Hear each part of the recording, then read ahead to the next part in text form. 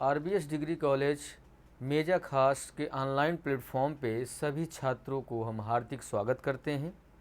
छात्रों जो है हम बीएससी एजी फर्स्ट सेमेस्टर एग्रीकल्चर हेरिटेज जो आपका सब्जेक्ट है उसमें जो आपका टॉपिक है वो हम आपको आज जो है अध्ययन कराएंगे छात्रों जो है।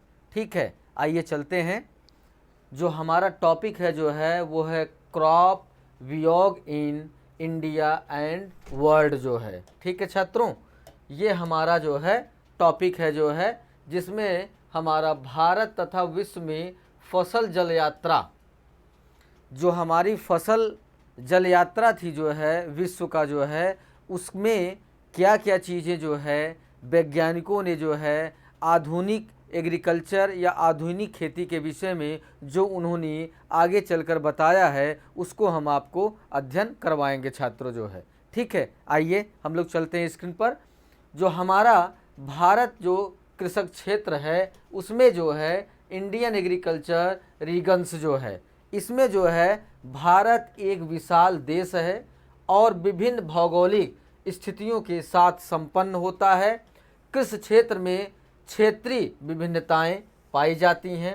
कृषि अनुसंधान परिषद ICAR के लिए सरल और व्यापक है।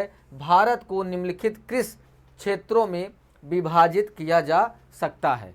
मतलब कहने का अर्थ ये है छात्रों जो है जो हमारा जो ऐतिहासिक जो पुरानी एग्रीकल्चर थी जो है उसकी जो है जब वो आधुनिक खेती में जो है उन्होंने अपना प्रवेश किया, जो फार्मर उसमें जो है जानकारी को इकट्ठा कर कर जो है वो अपनी जो है जानकारी को अपने फसलों को उगाने में उन्होंने जो है एक तरीके से प्रयोग किया जो है, फिर उसमें जो है क्या जो है उपलब्धि मिली जो है उसके विषय में हम आपको जो है आज क्या कहते हैं इस टॉपिक में अध्ययन करा रहे हैं छात्रों जो है। ठीक है, आइए आगे चलते हैं। चावल और जूट और चाय का क्षेत्र जो है, जैसा कि हमने ये आपको बताया जो है कि विश्व में या पूरे देश में कहाँ पर किस तरीके से किस जो है जलवायु में जो है कौन सी फसल जो है ली जाती है वो हमने आपको पिछली जो है क्लास में हमने आपको बताया।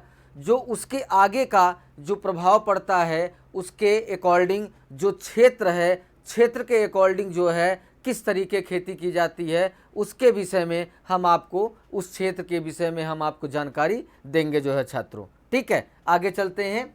जो हमारा चावल और जूट और चाय का क्षेत्र है, राइस जूट टी और रीगन्स क्षेत्र जो है, जो इस प्रकार उत्तर प्रदेश के तराई क्षेत्र के राज्यों के निचला भागों, घाटियाँ और नदी के डेल्टा शामिल हैं, जो वर्षा के जो है 180 से 250 सेंटीमीटर तक होती है। उपजाऊ जलोढ़ मिट्टी प्रचुर मात्रा में वर्षा और उच्च गर्मियों के तापक्रम के कारण चावल प्रमुख फसल है। जूट मुख्य रूप से पश्चिमी बंगाल के हुगली बेसिन में उगाया जाता है, लेकिन कुछ क्षेत्रों में आसाम, मेघालय, त्रिपुरा, उत्तर प्रदेश के तराई क्षेत्र में भी जूट की खेती के अंतर्गत लाया गया है।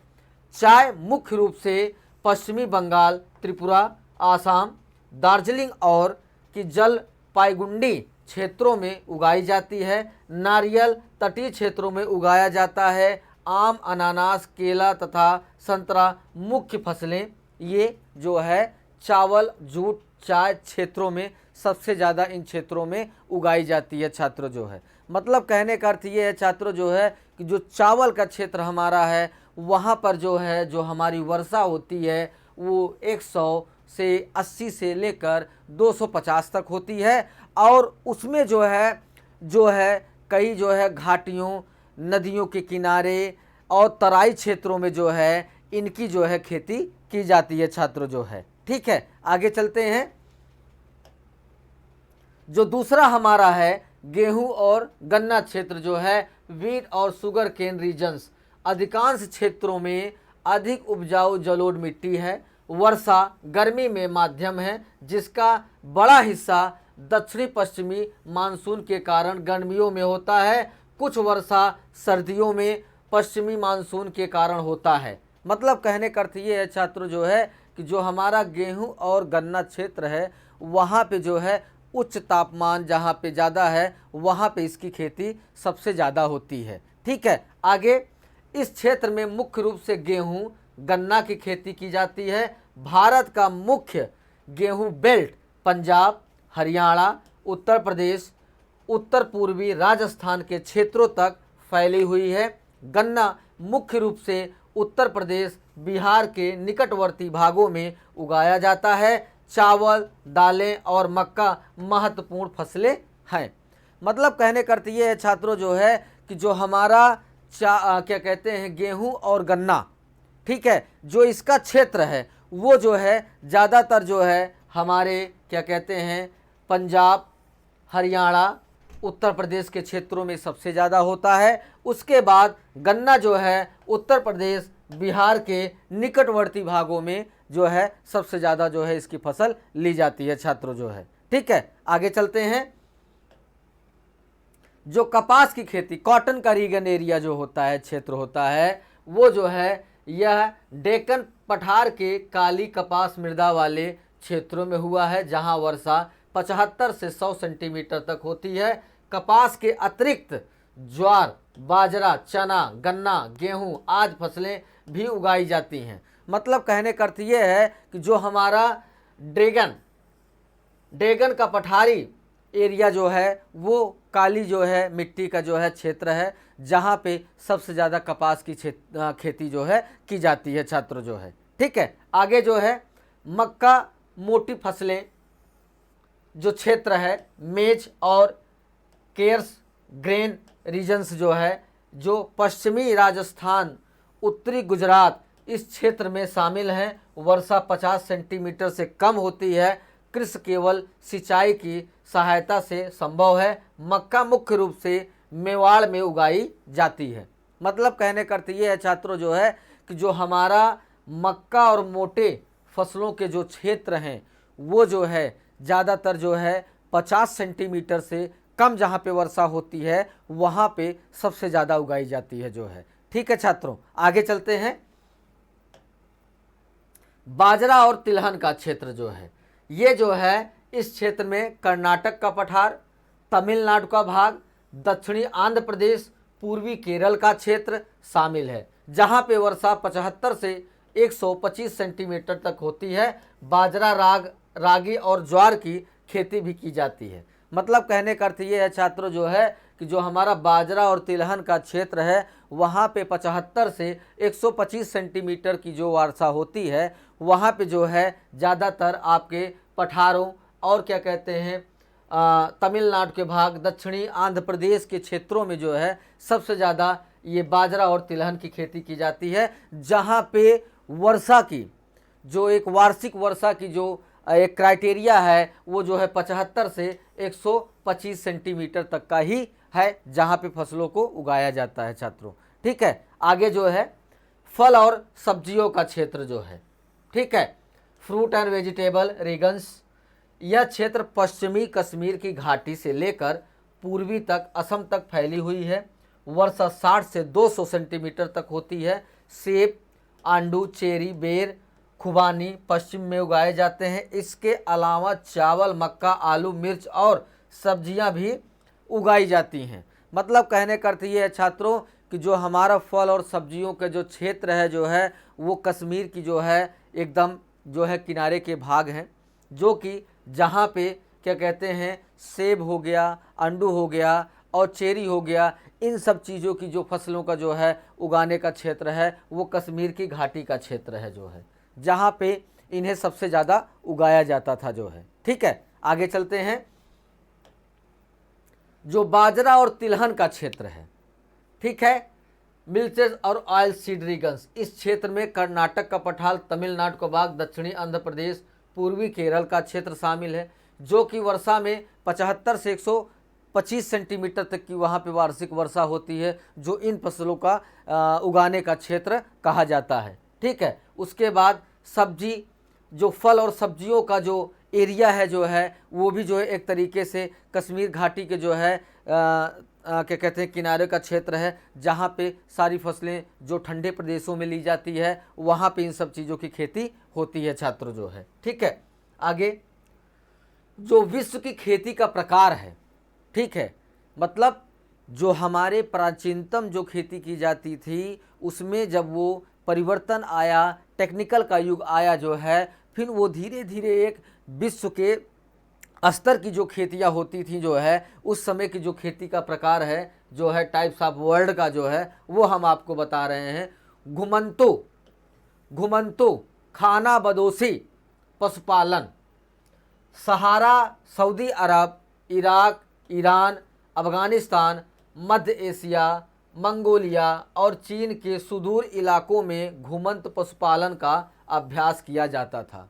मतलब कहने का अर्थ ये है छात्रों कि जो पहले क्या कहते हैं खेती का प्रारूप था या खेती का प्रकार था जो विश्व स्तर पे होता था, वहाँ पे जो है घुमंती के रूप में, मतलब घूमने के तौर पे जो है क्या कहते हैं पशुपालनों का जो है एक तरीके से क्या कहते हैं चारे का अरेंजमेंट और उनके खाने की व्यवस्था की जाती थी जो है उस समय जो है। ठीक है छात्रों, आगे चलते हैं।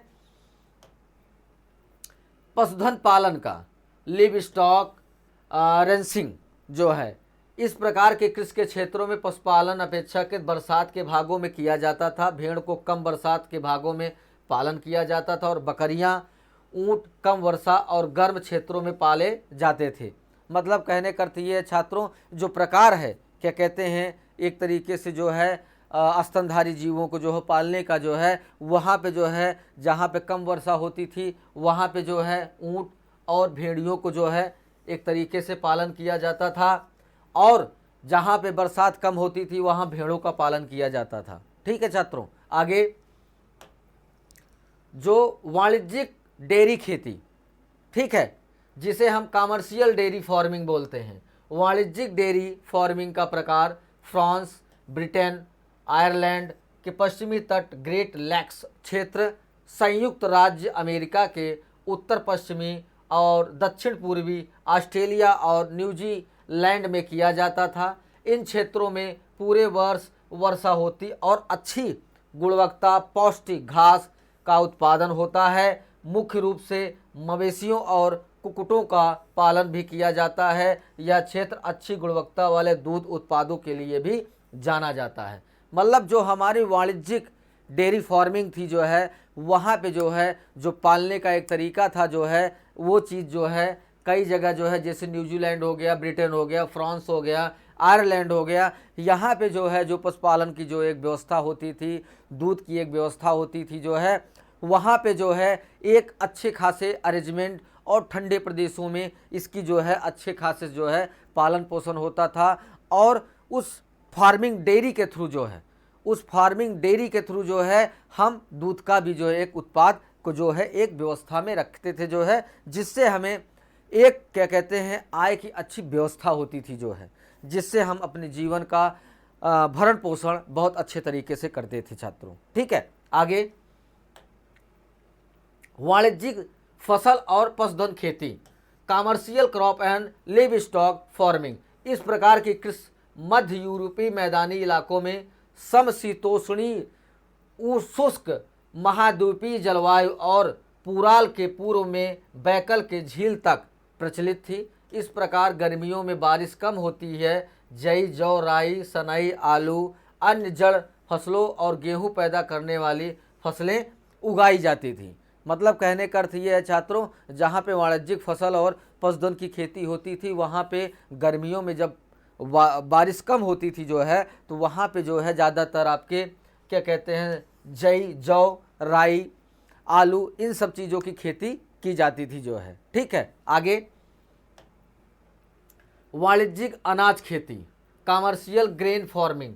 इस तरह की खेती संचालन उत्तरी अमेरिका, उरुग्वे, अर्जेंटीना, यूरेशियन, मध्य पूर्व के महान मैदानों में किया जाता था जो है, जहाँ पे अनाज की खेती मतलब खाद्य वाली खेती की जाती थी जो है। ठीक है, जैसे गेहूँ, चना, दाल, ये सारी चीज़ें जो है। ठीक है, वाणिज्यिक बागान मतलब कमर्शियल प्लांटेशन, इस प्रकार की खेती गतिविधि दक्षिणी पूर्वी Asia, Indonesia, Malaysia, Philippines, Sri Lanka, पश्चिमी अमेरिका, दक्षिण मध्य अमेरिका में होती थी।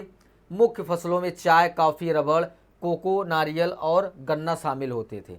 मतलब कहने का अर्थ ये है छात्रों जो है, जो कमर्शियल हमारा जो है बागान रहता था जो है, जहाँ पे चाय और कॉफ़ी इन सब चीज़ों की जो है फसलें और बागों में उगा के जो है पैदा की जाती थी जो है। ठीक है, आगे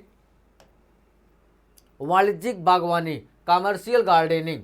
इस प्रकार की कृषि अमेरिका के दक्षिणी राज्यों, भूमध्य सागर की सीमा के पार यूरोपीय देशों में होती थी। उत्पादों में कृषि फसलों के विशेष प्रकार के फसल शामिल होते थे।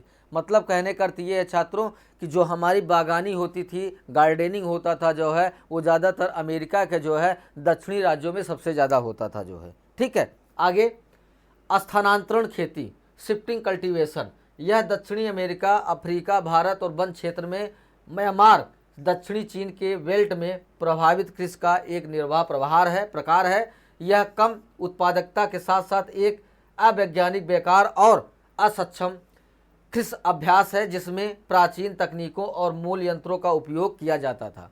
मतलब कहने का अर्थ ये है छात्रों जो है, जो हमारे शिफ्टिंग जो है फार्मिंग थी जो है, उसमें जो है नई तकनीक के यंत्रों को प्रयोग नहीं किया जाता था। पुरानी जो तकनीक में जो है क्या कहते हैं यंत्र होते थे, उनका उपयोग किया जाता था जो है, जिससे जो है वो अपनी फसल को पैदावार करते थे जो है। ठीक है, आगे